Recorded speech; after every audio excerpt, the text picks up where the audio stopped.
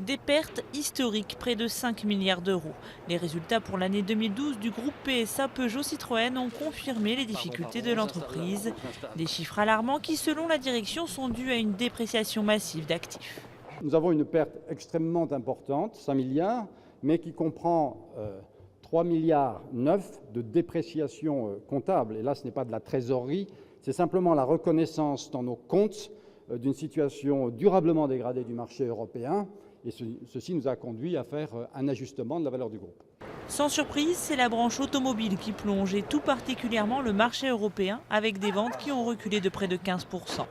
Le groupe français paye sa forte dépendance sur le marché du vieux continent, qui représente 60% de ses ventes. Malgré ces chiffres moroses, Philippe Varin reste optimiste quant aux perspectives de 2013.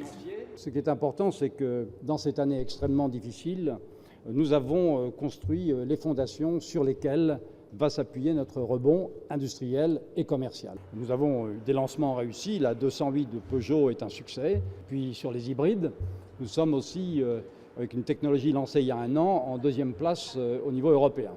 Parallèlement, le groupe poursuit son plan de restructuration et confirme la suppression de 11 000 postes entre 2011 et 2014 en France, ainsi que la fermeture du site d'Aulnay-sous-Bois.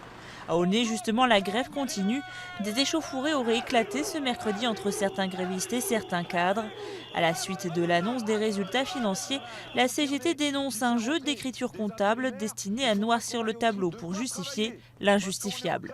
Malgré ces pertes, le gouvernement français rejette clairement l'idée d'une quelconque nationalisation du constructeur français.